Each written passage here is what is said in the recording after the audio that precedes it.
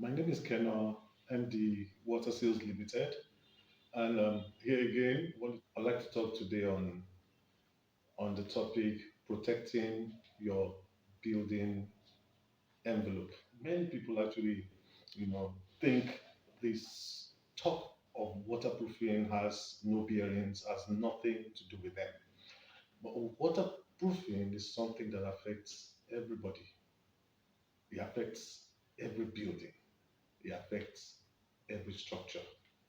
I'll be focusing on the building structure, protecting the envelope.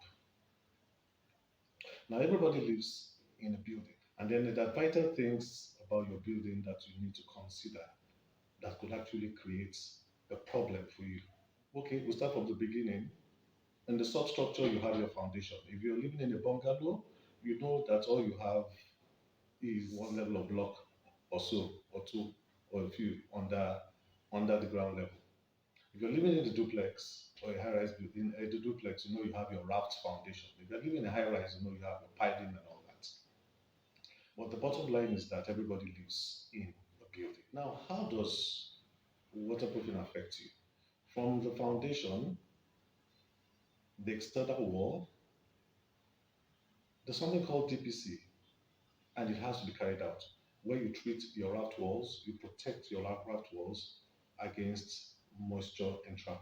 When you get to the superstructure, which is where the building, where people can see the building above the ground level, you find that you have your walls, but at completion or before completion, you have certain points that actually could create problems. You have the point on the ground, the foundation point, of course, that's after treating the foundation.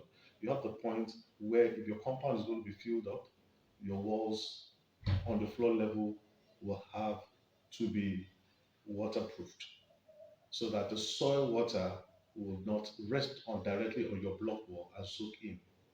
Coming up your walls, you have window sills, you have lintel points to shoot out, recess points on your roof or your wall, walls where you have those designs where some designs go in and some designs go out, shoot out on your wall or your recess on your wall.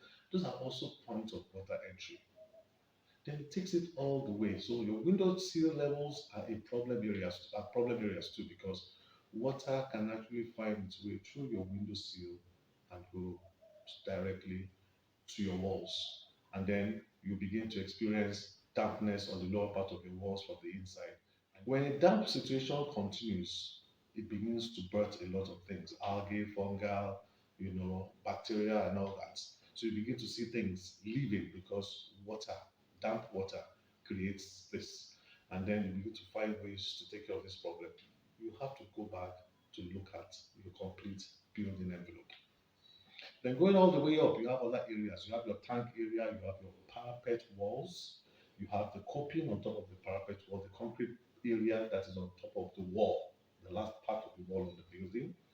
Then some buildings you have flat roofs, you have decking, you have concrete gutters, you have flat areas, you have terraces, you have some balconies at different areas, you have porch area at the entrance, like an entrance canopy. All these are areas that connect with the building. So how does it affect you when moisture or water gets into these points? They find their way directly into the building. And when it comes into the building, it definitely affects you because it can create even health challenges. When darkness comes, when it releases radon gas, like in your basements and in your lower deck areas, it releases the radon gas, which is not safe for your health. So, in order to enjoy your structure, your building, as it is intended for, it's also important while you're doing up all the finishing, doing all the POP, working on the aesthetics and all that. It's important for you to come back and look at these vital points. Look at these areas that I mentioned. Window sills. If you talk about windows in a building, you will find that you have an average of 20 windows or more on every building. So imagine that each of those windows have problems at the window sill points or at the lintel points, and it allows water into the block wall. All that water goes all the way down your walls and settles down on the lowest point and then begins to cause rising damp. So rising damp that we experience is not always a problem of groundwater. It's not always a problem of compound flood. It could also be a problem of neglect. Neglect of your window sill points, neglect of your shootout areas, neglect of your recess points, neglect of the failure of your roof problem, roof deck, parapet, coping, and all that. Every building has these points. But you know, the conventional market, everybody goes for felt. So if everybody goes for felt, the only thing they think about for felting is your roof. Because you cannot use felt to correct a windowsill problem. You can't use felt to correct most a recess or shootout point problem, or most of these problems are highlighted. So it's important to create the awareness for other types of protective materials. Protective coatings have a list of products that takes care of your structure needs. We have our cementitious for this product, for all these problems we have listed. The first thing you need is cementitious coating. If you have your cementitious coating, you can use it. Cementitious coating works both for negative and positive waterproofing. It's a product that allows your concrete to breathe. So you can use it for your damp proof problem, for your foundation damp proof problem. You can use it for your internal waterproof problem, your bathroom, your shower area, your kitchen, your balcony. You can use the cementitious after your floor deck has screed. You can do a cementitious and just do your tiling, either with a screed or just with a grill. That's the best waterproofing you need for those areas. So for every concrete area, cementitious is very ideal.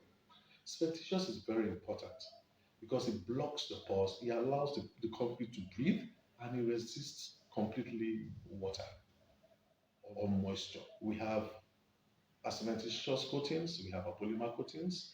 Polymer coatings in different spares, we have roof polymer, we have a floor polymer, we have the polymer coatings for your tennis court and all that. Then we have a water plug system that you can use to plug water coming out from a point, you know, maybe under into hydrostatic pressure. And as cementitious treatment underground can go as far as 100 meters and still be very effective. So for your building envelope is not complete without protective coatings. Your building envelope is not complete without cementitious coatings at certain points and in certain areas. Your building envelope is not complete without a full protection against water and darkness. I'd like you at this point to really consider the use of protective coatings for your properties, for your facilities, for your buildings, and all that. If you have a problem of damp, you can reach us. When you shut your windows and your doors, you realize that the whole place is damp. It has a smell, there's mold, there's algae, there's fungi. Call us. We have solutions. We're here to take care of every building structure and give you a complete watertight envelope for your property structures. Thank you very much.